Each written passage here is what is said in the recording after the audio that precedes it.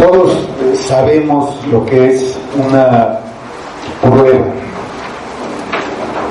Las presentamos en la escuela frecuentemente y las pruebas tienen un objetivo: saber si entendimos y sabemos lo que nos enseñaron. Y si no lo hicimos, tenemos que repetir el curso, ¿no? Y así son pues todas las pruebas. Por ejemplo, la prueba que hacen a los automóviles para ver si no contaminan, y si no la pasan, pues tienen que hacer ciertos arreglos para pasar.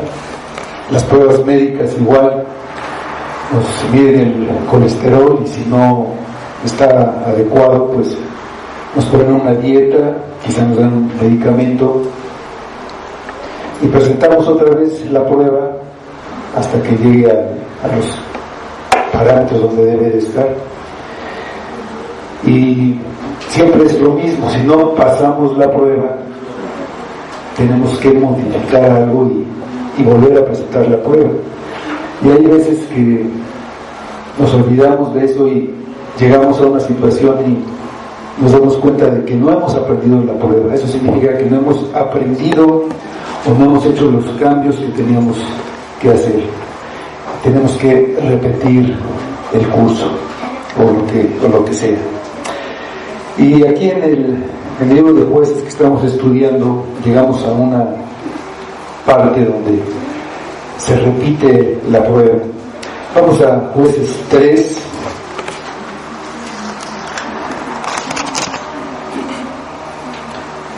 Y vamos a leer hasta el versículo 11, pero vamos a leer también los dos últimos versículos del capítulo 2,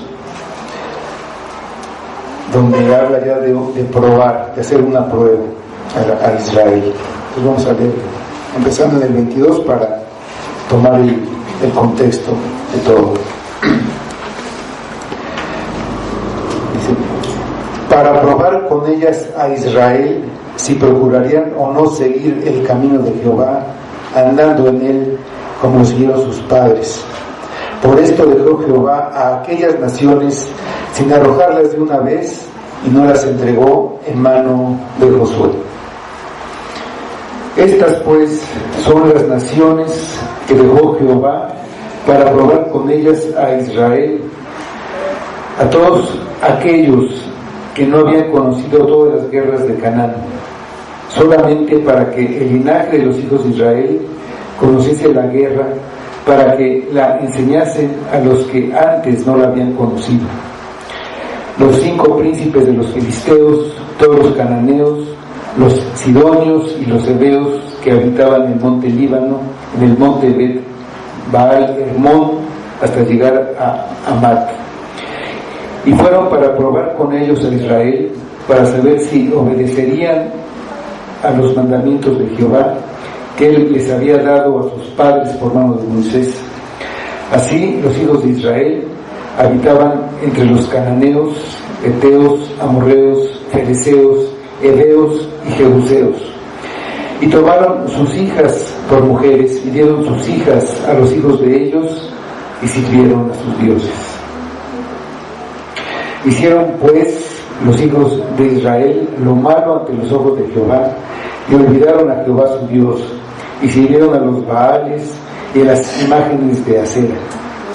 Y la ira de Jehová se encendió contra Israel, y los vendió en manos de Cusán-Risataim, rey de Mesopotamia.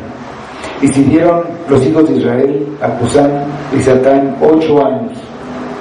Entonces clamaron los hijos de Israel a Jehová, y se levantó un libertador a los hijos de Israel y los libró.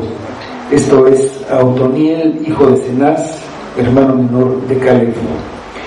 Y el espíritu de Jehová vino sobre él, y juzgó a Israel, y salió a batalla. Y Jehová entregó en su mano a Cusán-Risataim, rey de Siria, y prevaleció su mano contra Cusán-Risataim. Reposó la tierra 40 años, y murió Otoniel, hijo de Cenaz. Vamos a orar. Señor, te damos gracias por tu palabra que tenemos ante nosotros, solamente por tu misericordia. Y te pedimos que tú uses esta palabra para hablarnos, como siempre lo haces, que uses esta palabra y le des vida a nuestro espíritu, que tu espíritu se mueva entre nosotros y esta palabra traiga el fruto que tú quieres. Ayúdanos, abre nuestros ojos, nuestros oídos, para que esta palabra obre en nosotros, cambie nuestro corazón hacia ti, y nuestra vida te dé la gloria solamente a ti. Lo pedimos por Cristo. Amén. El pueblo de Israel desobedeció las órdenes que Dios le había dado para la conquista de la tierra que había prometido como descendientes de Abraham.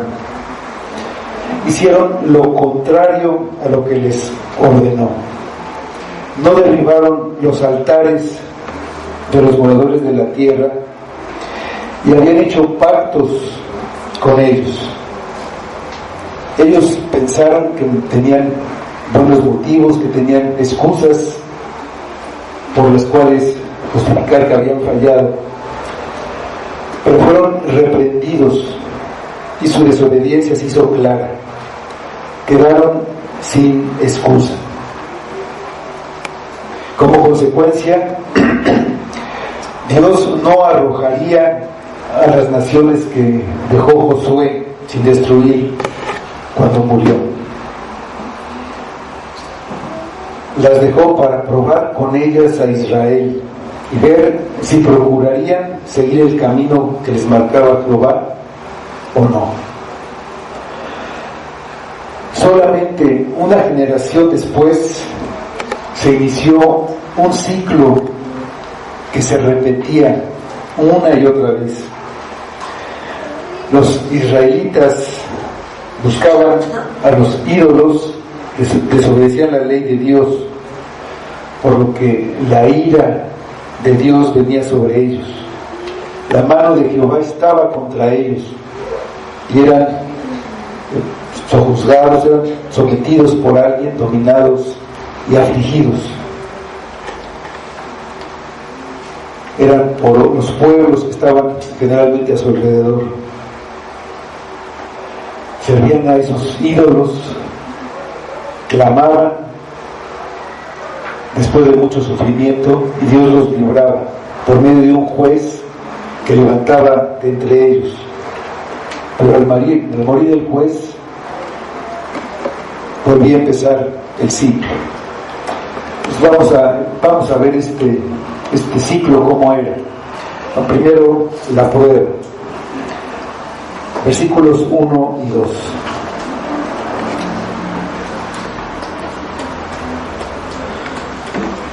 Estas pues son las naciones que dejó Jehová para probar con ellas a Israel, a todos aquellos que no habían conocido todas las guerras de Canaán, solamente para que el linaje de los hijos de Israel conociese la guerra, para que la enseñasen a los que antes no la habían conocido. Dios no echó a todos los cananeos, usó la presencia de varias naciones para hacer principalmente dos cosas con Israel. Primero, para probar si procurarían seguir el camino de Jehová o no.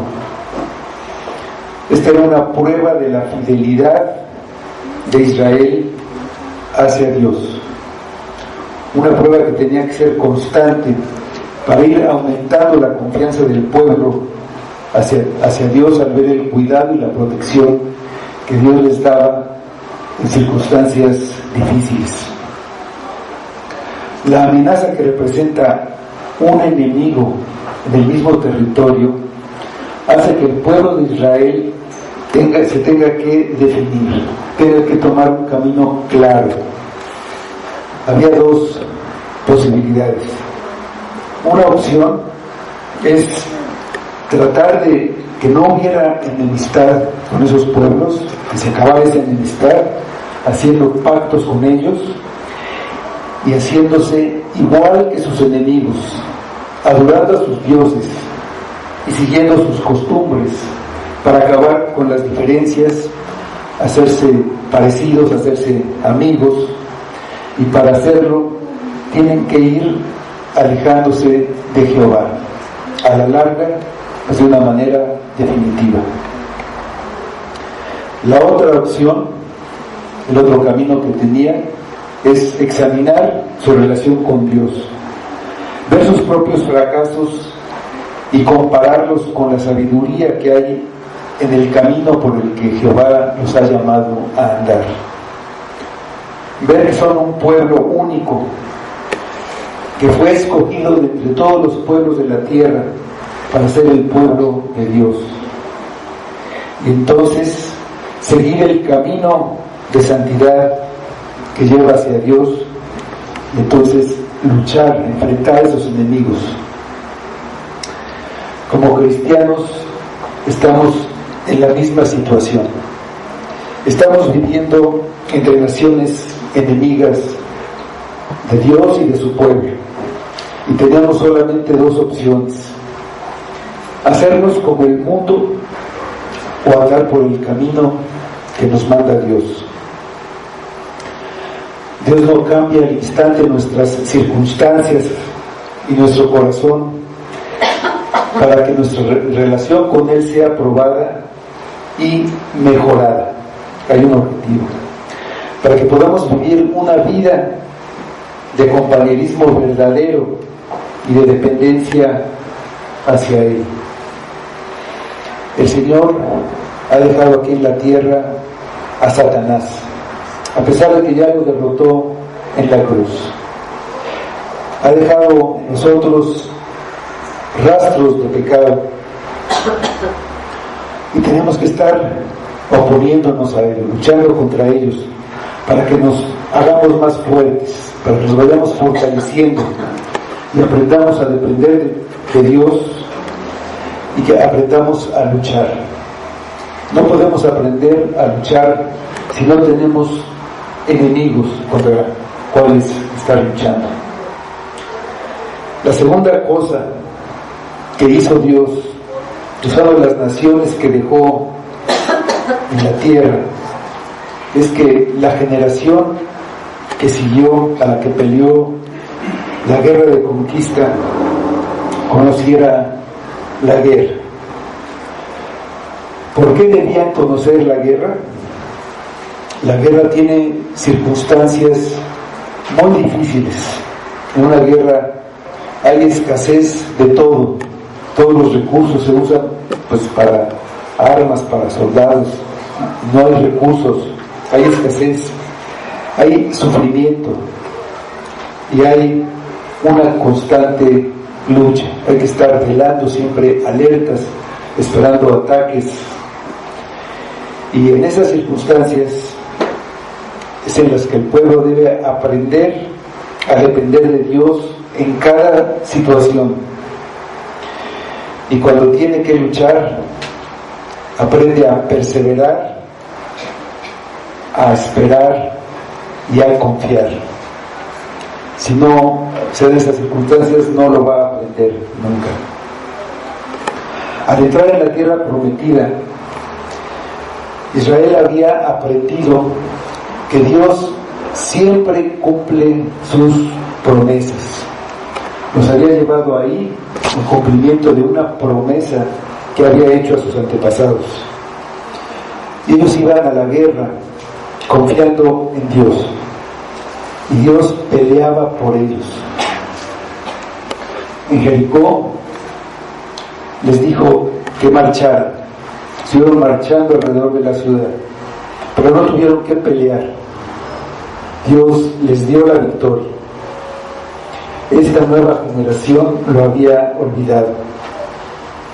El propósito misericordioso de Dios es que ellos aprendieran a confiar. Usó a las naciones de alrededor para llevarlos a tiempos en que todo parecía perdido. Entonces así había la esperanza de que ellos se volvieran a Dios y que aprendieran a depender de Él. El resultado de las batallas no dependía ni del armamento ni de la fuerza del ejército, ni de los soldados, del número de soldados que tuvieron, sino de Dios. Dice Zacarías 4:6, la segunda parte del versículo, está hablando de Zorobabel, pero es lo que dice al pueblo: no con ejército ni con fuerza, sino con mi espíritu, ha dicho Jehová de los ejércitos. No se necesita grandes ejércitos, ni armamentos, ni fuerza. El Espíritu de Dios para esta guerra. Israel, el pueblo de Israel siempre estuvo en un ambiente hostil, presionada por los reinos de alrededor, todos los países de alrededor, y también por las grandes potencias mundiales que fueron surgiendo. En un principio Egipto, luego Siria, Babilonia, después Persia, Grecia y Roma. La guerra era una constante y tenían que estar preparados para la guerra si querían sobrevivir. Hubo periodos de reposo, pero era un reposo temporal. La meta de todo, de la guerra de conquista, era darle al pueblo de Israel en la tierra prometida una tierra donde pudieran tener paz, reposo, y sacar de ella a todos sus enemigos, una tierra sin enemigos donde pudieran reposar. Aunque Josué introdujo a Israel en la tierra prometida y venció a muchas de las naciones de la región, nunca pudo dar un reposo completo. Él no destruyó a todos los enemigos de la tierra. Tampoco los jueces pudieron dar un reposo completo, ni los reyes que siguieron. Los que salieron de Egipto por su incredulidad no entraron en la tierra prometida y cayeron en el desierto.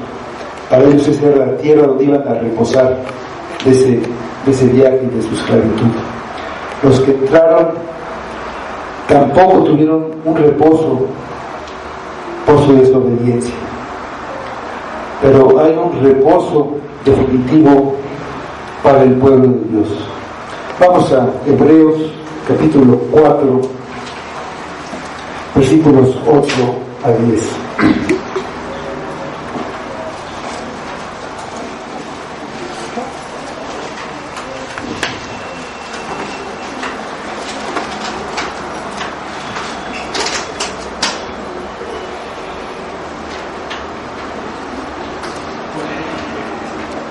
Porque si Josué les hubiera dado el reposo, no hablaría después de otro día.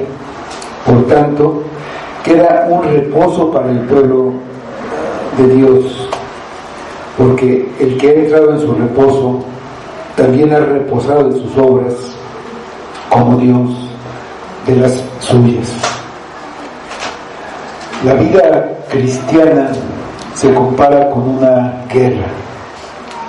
El cristiano tiene que vivir con la armadura de Dios puesta para poder resistir los ataques de los muchos enemigos que tiene. Ir a luchar confiando en que la victoria se la va a dar Dios. El enemigo con el que tenemos nuestra lucha diaria y constante es el pecado. Y es molesto estar luchando con el pecado. A nadie le gusta estar batallando con el pecado, pero siempre está a nuestro lado, porque la lucha es buena para nosotros. Nos enseña a estar dependiendo de Dios y no de nosotros. El único que nos da un reposo definitivo es solamente Cristo. Tenemos que dejar de esforzarnos en tratar de hacer nuestras propias obras, en tratar de lograr nuestras metas, lo que nosotros queremos, para que el Señor obre en nosotros y a través de nosotros, y Él haga su obra, la obra que Él quiere hacer en nosotros, la obra que Él quiere hacer en el pueblo de Dios. También tenemos que luchar contra todos los enemigos que tenemos en nuestra vida. Las naciones que quedaron en la tierra prometida hablan de áreas de pecado y rebelión en nuestra vida, y debemos cortar con esos pecados y echarlos, arrojarlos de nuestro corazón. Tenemos que esforzarnos para entrar en ese reposo. Hebreos 4:11. Procuremos pues entrar en aquel reposo, para que ninguno caiga en semejante ejemplo de desobediencia. Vamos a los versículos 3 y 4. Son las naciones que quedaron allí en la tierra. Dice: los 5 príncipes de los filisteos, todos los cananeos, los sidonios, los heveos, que habitaban en el monte Líbano, desde el monte Baal Hermón hasta llegar a Amat, y fueron para probar con ellos a Israel, para saber si obedecerían a los mandamientos de Jehová que Él había dado a sus padres por mano de Moisés. Aquí Dios hace una lista de todas estas naciones que permanecieron en el territorio de Israel, una lista de los enemigos contra los que tenían que estar luchando constantemente. A nosotros nos sería de ayuda hacer una lista de los enemigos que tenemos a nuestro alrededor, que todavía habitan en nuestro territorio, que todavía están ahí en nuestra vida, para estar más atentos y luchar contra ellos. Aquí se recalca la razón por la que las naciones no fueron eliminadas, y es la misma razón por la que esos enemigos, si hiciéramos esa lista, están ahí presentes. Era para probar el compromiso de Israel con Dios. Los enemigos son para probar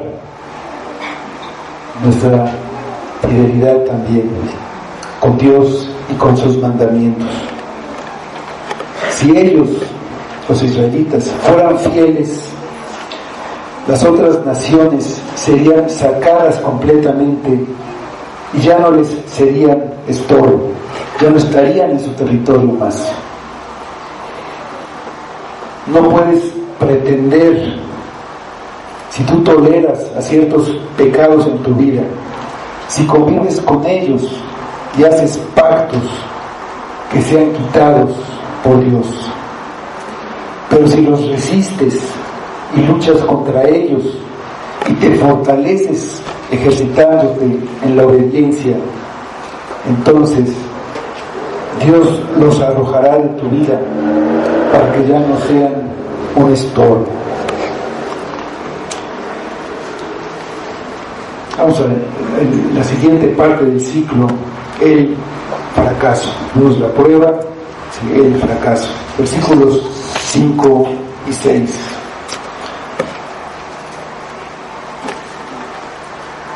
Así, los hijos de Israel habitaban entre los cananeos, heteos, amorreos, fereceos, heveos y jebuseos, y tomaron de sus hijas por mujeres, y dieron sus hijas a los hijos de ellos, y sirvieron a sus dioses.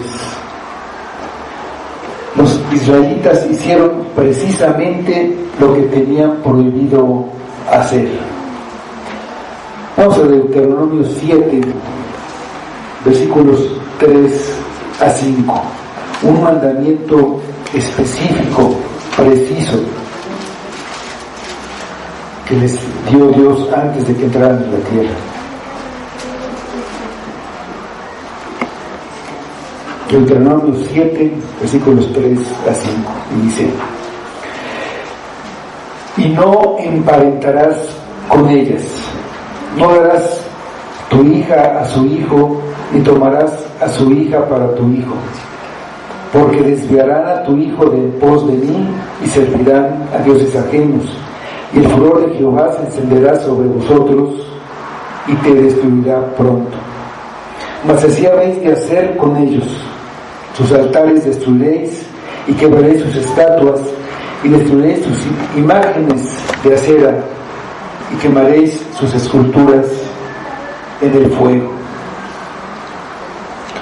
Una gran parte de la tolerancia de Israel hacia esas naciones idólatras de alrededor, para que tuvieran aceptación de parte de ellos y tuvieran así algo de paz, fue el pecado de permitir matrimonios entre un hijo de Dios y un hijo del diablo.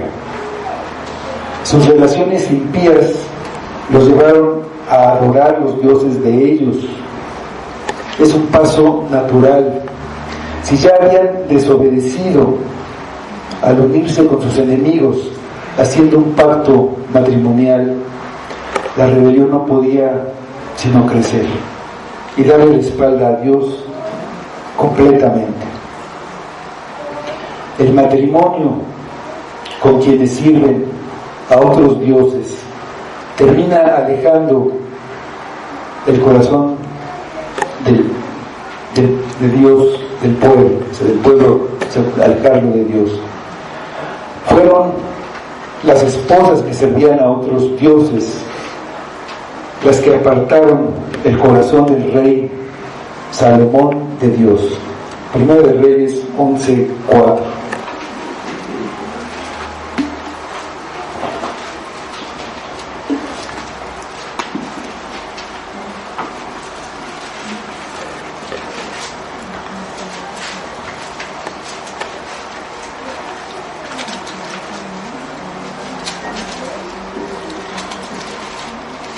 Primera de Reyes 11:4.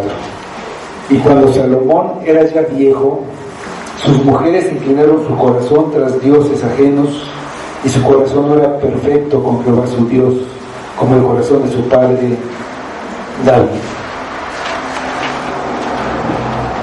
Cristo dijo que seguirlo requiere rendir lo que más amamos. Y frecuentemente un romance impío está entre estas cosas. Dice el Evangelio de Marcos, capítulo 10, versículos 29 y 30.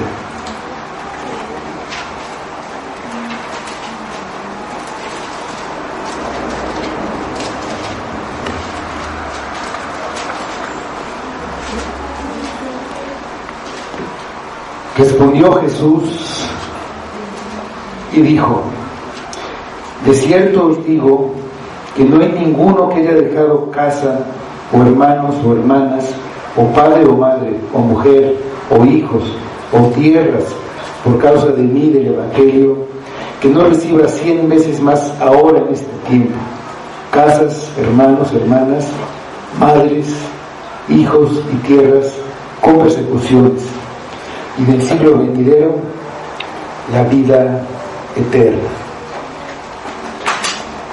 Israel, el pueblo de Israel falló, fracasó en la prueba, no pasó la prueba. Vivieron entre otras naciones y se hicieron como las otras naciones, cedieron a sus deseos pecaminosos y vivieron vidas que no se distinguían en nada de los paganos a su alrededor. haciendo el mal, dándole gloria a los ídolos que adoptaron.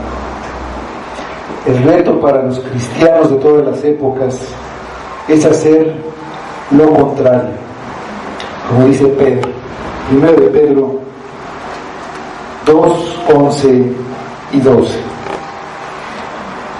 Estamos viviendo rodeados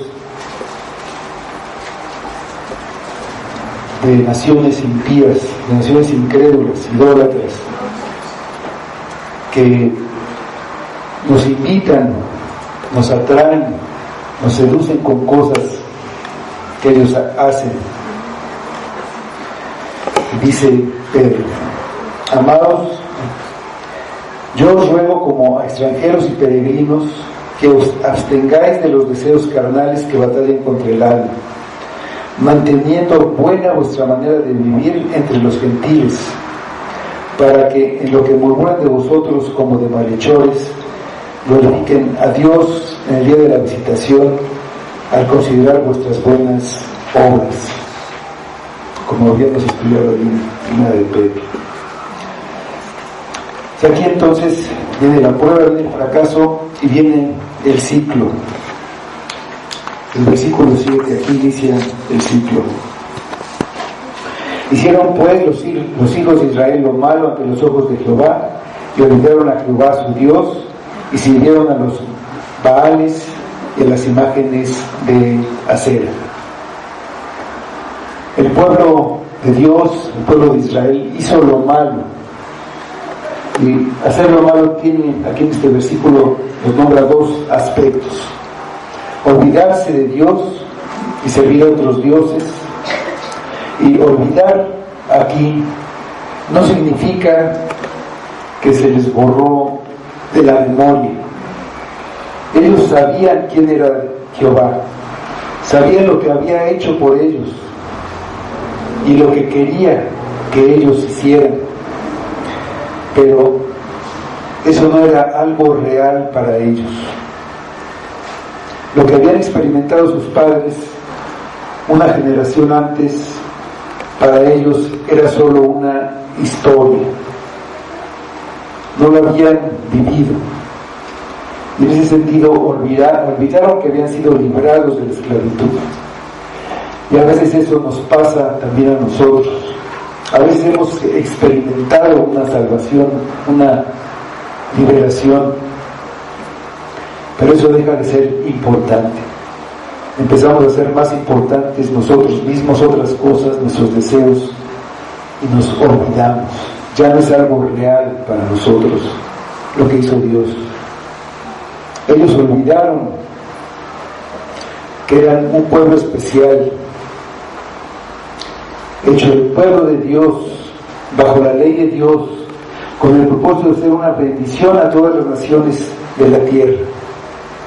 Olvidaron que estaban ahí en cumplimiento de parte de Dios de un pacto que había hecho con sus antepasados, Abraham, y que por eso fueron guiados por Josué, y por eso Dios les dio la victoria en esa tierra.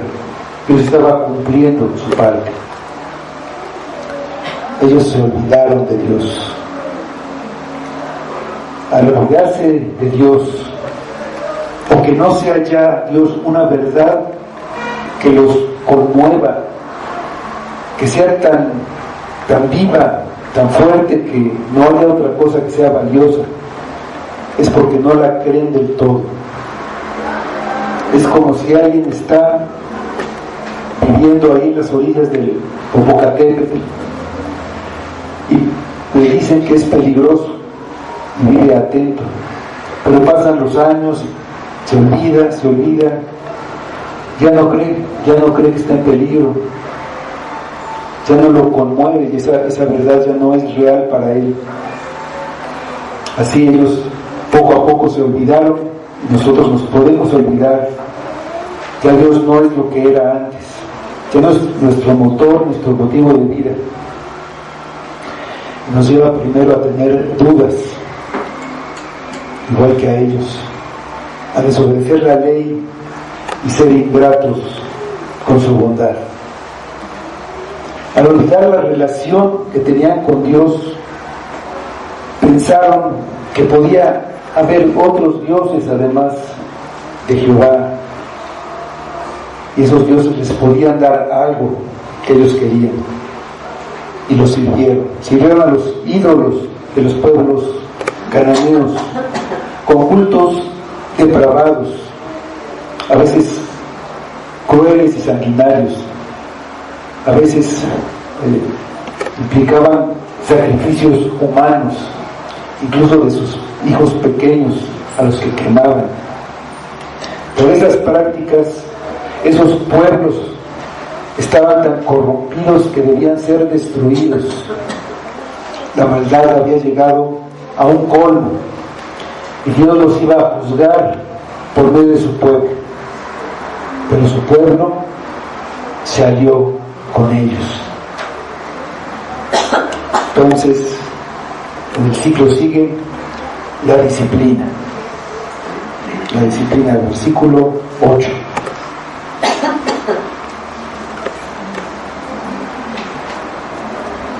Y la ira de Jehová se encendió contra Israel y los vendió en manos de Cusán Risataim, rey de Mesopotamia. Y sirvieron los hijos de Israel a Cusán Risataim 8 años. Su desobediencia provocó la ira de Dios, una ira santa y justificada. No es como la ira que sentimos nosotros y que a veces hacemos o decimos cosas, pero estamos fuera de control por la ira. Dios nunca está fuera de control. Es desde luego un disgusto profundo, pero que corresponde a la fidelidad de Dios. Él siempre es fiel a lo que promete y a lo que dice. La respuesta al pecado del pueblo es algo que ya les había sido advertido muchas veces y de muchas maneras. Vamos a Levítico 26, versículos 14 al 18.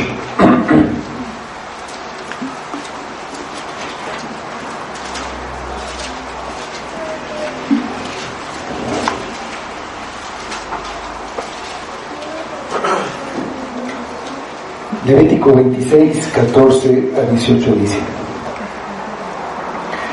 Pero si no me oyereis, ni hiciereis todos estos mis mandamientos, y si desdeñareis mis decretos, y vuestra alma menospreciare mis estatutos, no ejecutando todos mis mandamientos e invalidando mi pacto, yo también haré con vosotros esto: enviaré sobre vosotros terror, extenuación y calentura, que consuma los ojos y atormente el alma, y sembraréis en vano vuestra semilla, porque vuestros enemigos la comerán. Pondré mi rostro contra vosotros y seréis heridos delante de vuestros enemigos, y los que os aborrecen se enseñarán de vosotros, y huiréis sin que haya quien os persiga. Y si aún con estas cosas no me oyereis, yo volveré a castigaros 7 veces más por vuestros pecados. Aquí vemos que Dios tenía un propósito con la disciplina que aplicaba a su pueblo, que se volvieran a Él. Y si no se volvían, si no me oyereis, el castigo tendría que subir de tono, y mucho. Dios usó a un rey de Mesopotamia, de nombre Cusán. Mesopotamia es el territorio que está entre los ríos Tigris y Éufrates. Es la misma región de Asiria y Babilonia. Pero este rey, en este tiempo, vino desde allá, está lejos de Israel, y se le había añadido una terminación a su nombre, se llamaba Cusán, añadido, este nombre que se le puso adelante de su nombre, significa doblemente impío. Se le conocía como Cusán, doblemente impío. Cusán Risataim, que tenía una reputación pues terrible por su maldad y su crueldad. Para castigar a su pueblo, Dios trajo un serio problema. Los vendió en manos de Cusán Risataim. Que los vendió significa que fueron esclavizados. Este rey pudo venir desde tan lejos y apoderarse de todo solamente porque Dios quiso.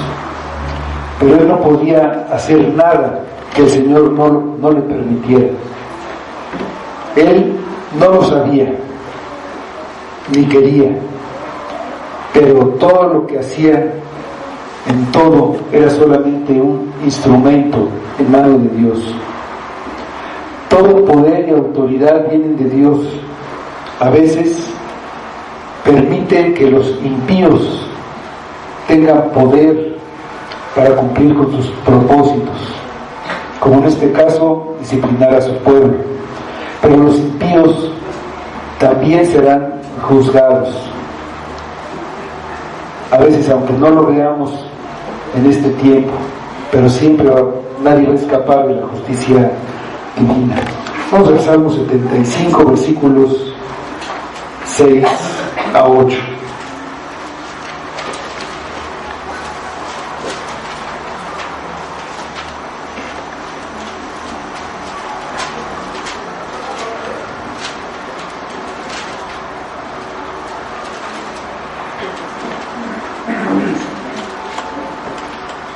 Salmo 75, 6 a 8 dice: porque ni de oriente ni de occidente, ni del desierto viene el enaltecimiento, mas Dios es el juez. A este humilla y a aquel enaltece. Porque el cáliz está en la mano de Jehová, y el vino está fermentado, lleno de mistura, y él derrama del mismo. Hasta el fondo lo apurarán y lo beberán todos los impíos de la tierra. Dios los vendió sin recibir nada a cambio. Has vendido a tu pueblo de balde, no exigiste ningún precio, como dice el Salmo 44:10. El pueblo ya se había vendido él mismo en las manos de Baal y Acera. Servían a estos ídolos voluntariamente, eran servidores o esclavos, y Dios los juzga por esto. Ahora ellos debían servir a un rey pagano. Israel cosechó lo mismo que había sembrado, y aún en esto se ve la bondad de Dios. Si Dios no hubiera traído la disciplina, si no hubiera traído el sufrimiento y la angustia de la opresión de un tirano, el pueblo no hubiera visto el estado pues lamentable de esclavitud en la que se encontraba, una esclavitud espiritual con los ídolos. Y esto lo podía ver comparando con la esclavitud de ser esclavo físicamente. El pecado tiene consecuencias terribles. Olvidarnos de Dios nos puede llevar a hundirnos en un pantano del que no podemos salir.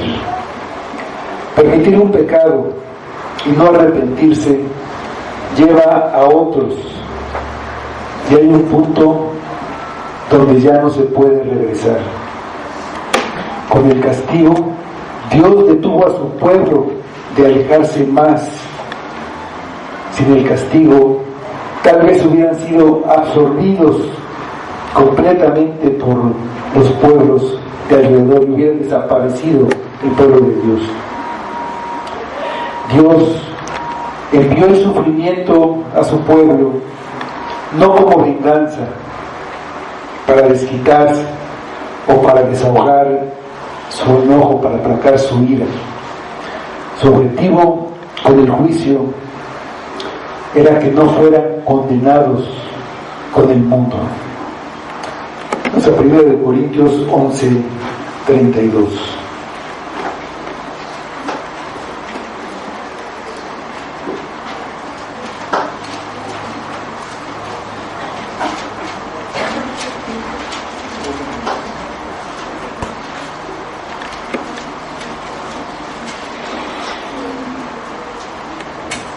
Primero de Corintios 11:32. Mas siendo juzgados, somos castigados por el Señor para que no seamos condenados con el mundo. Es un trato severo. Él está siendo fiel a su pacto. Quiere que nos arrepintamos y que nos volvamos a Él. Nos hace ver que el pecado es nuestro enemigo mortal que nos destruye. Por eso a veces hay circunstancias muy difíciles en nuestra vida. Hay sufrimiento, hay aflicción. Y podemos dudar, pero el propósito misericordioso de Dios es que nos fortalezcamos y que nos volvamos a Él, que veamos que solamente en Él encontraremos gozo, paz y libertad. El pueblo de Dios tardó 8 años de esclavitud, 8 años de dura servidumbre bajo la opresión de este rey. 8 años tuvieron que pasar para que el pueblo volviera sus ojos a Jehová. La siguiente parte del ciclo del arrepentimiento. El versículo 9.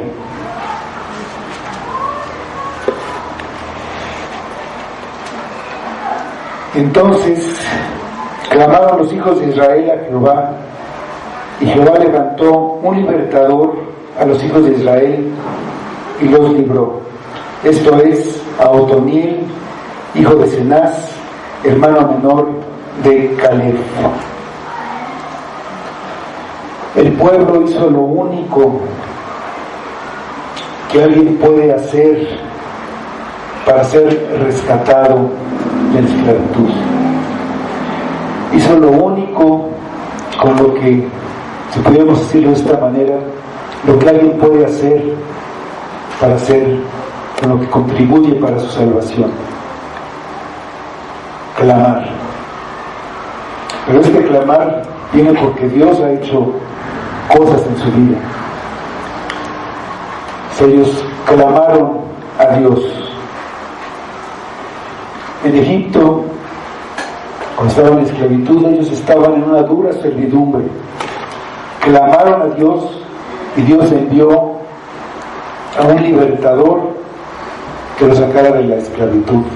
Así envió a Moisés. Vamos a Éxodo 2, versículos 23 y 24. Ahí en Egipto eran oprimidos duramente.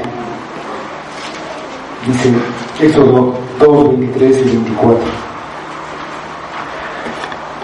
Aconteció que después de muchos días murió el rey de Egipto, y los hijos de Israel gemían a causa de la servidumbre, y clamaron, y subió a Dios el clamor de ellos con motivo de su servidumbre, y oyó Dios el gemido de ellos, y se acordó de su pacto con Abraham, Isaac y Jacob.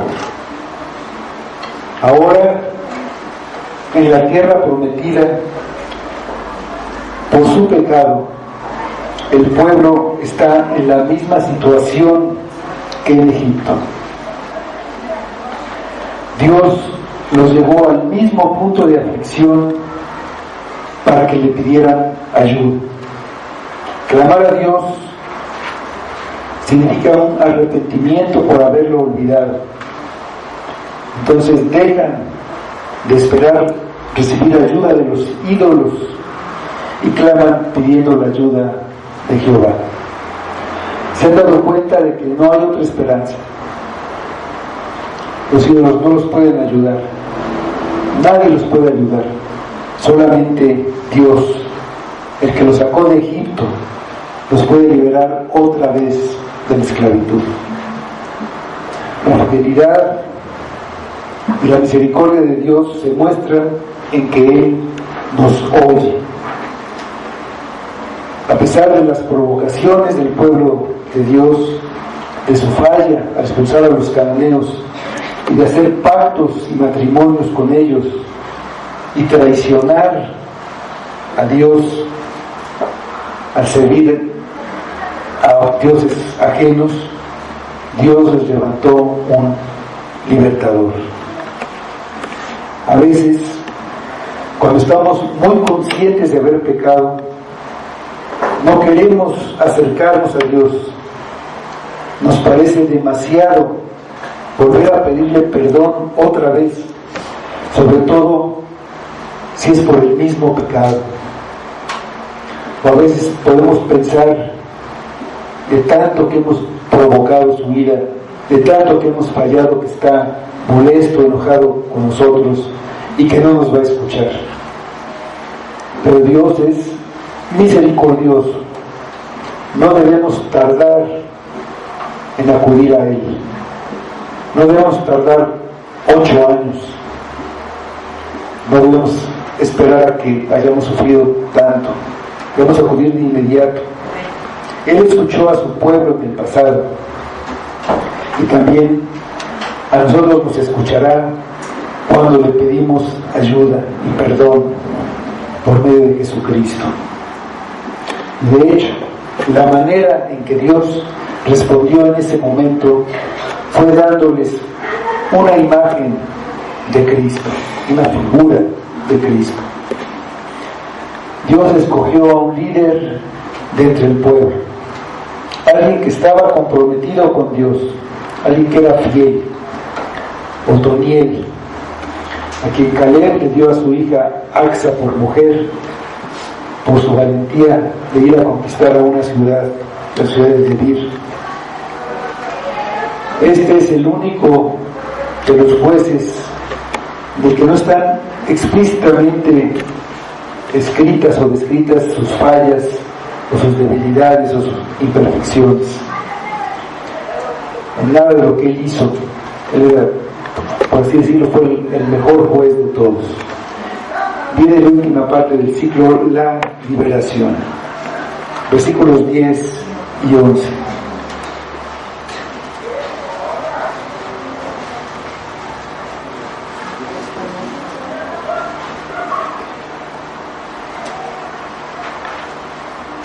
Y el Espíritu de Jehová vino sobre él y juzgó a Israel y salió a batalla. Y Jehová entregó en su mano a Cusán-Risatín, rey de Siria, y prevaleció su mano contra Cusán-Risataín. Y reposó la tierra 40 años, y murió Otoniel, hijo de Cenaz. Así vemos que este rey venía desde Mesopotamia y conquistó todo a su paso. Aquí vemos que estaba en Siria, que estaba mucho más cerca, era rey también de este lugar y tenía todo este poder. Levantó a Otoniel. El juez debía restablecer la justicia, es lo que hace un juez. Debía también imponer la paz entre el pueblo y defenderlo de sus enemigos de afuera. Entonces sujetar la tierra a la ley de Jehová. Su misión en ese momento, su misión más importante era pelear contra Cusán-Risataín, y lo pudo vencer porque el Espíritu de Jehová vino sobre él. Es lo que necesitamos nosotros también en nuestra lucha, que el Espíritu obre en nosotros. El Espíritu Santo le dio el poder para la obra que Dios nos llamó que hiciera. Como dice Zacarías 4:6b, no con ejército ni con fuerzas, y con mi espíritu, ha dicho Jehová de los ejércitos. Dios es el que hizo todo. Él trajo a un rey malvado para castigar a su pueblo rebelde y lo vendió en su mano. Y Dios entregó en manos de Otoniel al rey malvado. Los dos son un instrumento de Dios para sus propósitos, aunque de una manera muy diferente. Entonces sí cumple sus propósitos, y eso es la gloria que se ve en que el juez salvó al pueblo por el Espíritu de Dios, sin las armas ni el ejército de un rey tan poderoso. Es algo que solamente Dios puede hacer. La restauración solo llega al pueblo cuando Dios obra por medio de su libertador, ese libertador que Él escogió.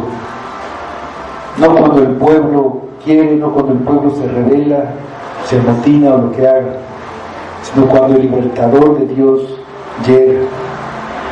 La paz que viene de servir a Dios, en lugar de estar esclavizado a dioses falsos y al pecado, solo viene por los actos de salvación de Dios.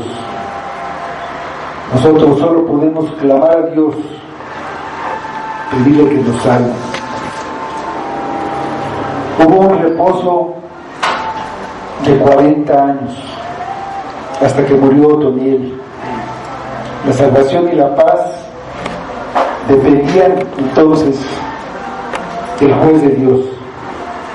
No duran más porque Otoniel no es permanente, solo es temporal. Él no puede hacer la obra completa. Él no puede impedir que sirvan a los Baales, porque no puede cambiar el corazón del pueblo, y por eso no puede garantizar la libertad para siempre. Para la salvación y la paz definitivas, sin fin, en la que el pueblo pueda servir a Dios, se necesita un juez que no muera.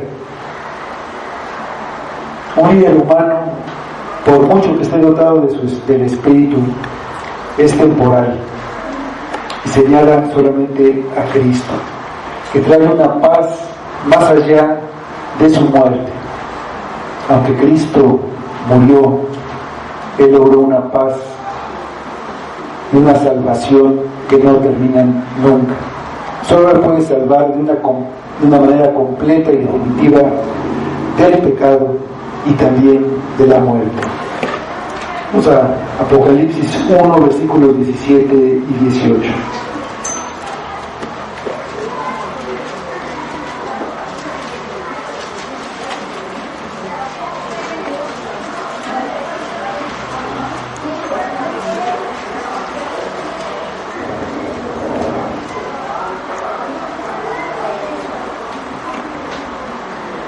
Apocalipsis 1, 17 y 18. Cuando le vi, caí como muerto a sus pies, y él puso su diestra sobre mí, diciendo: no temas, yo soy el primero y el último, y el que vivo, y estuve muerto, mas he aquí que vivo por los siglos de los siglos. Amén. Y tengo las llaves de la muerte y del Hades. Tu mayor necesidad es la de ser liberado.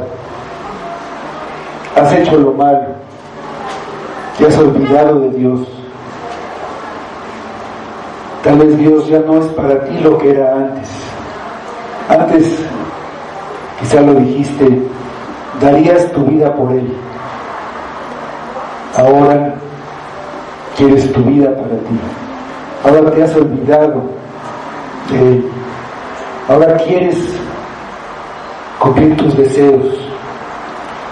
Has estado sirviendo a tus propios deseos y estás en esclavitud. Estás en medio de una guerra. A veces ni te das cuenta. Es una guerra en la que no has podido ni podrás salir victorioso. Clama a Dios, clama para que te salve, clama que envíe al libertador que necesitas y Dios te enviará a Cristo. Confía en Cristo, cree en Él y arrepiéntete de tus pecados y serás salvo. Cree en el Señor Jesucristo y serás salvo. Vamos a orar. Señor, te damos gracias por tu palabra y te pedimos que tu Espíritu obre en nosotros, que no nos olvidemos de ti. Si lo hemos hecho, Señor, perdónanos y que vuelvas a ser lo que un día fuiste para nosotros, nuestro Salvador, nuestro gozo, nuestro motivo de vida, que vuelvas a ser vivo en nuestra vida, que sea lo que amemos más en esta vida, a lo que sirvamos y que dejemos de servir cualquier otra cosa, Padre. Ayúdanos, sálvanos, obra salvación de todos los que la necesitamos. Cambia nuestro corazón, que es engañoso, es perverso, nos quiere engañar, nos quiere retener en el mundo, Padre. Sácanos, libéranos por medio de Cristo, que podamos poner nuestra confianza en Él. Obra, por favor, Padre, y que todo nuestra vida y todo lo que hagamos dé la gloria a ti y solamente a ti. Pedimos por Cristo. Amén.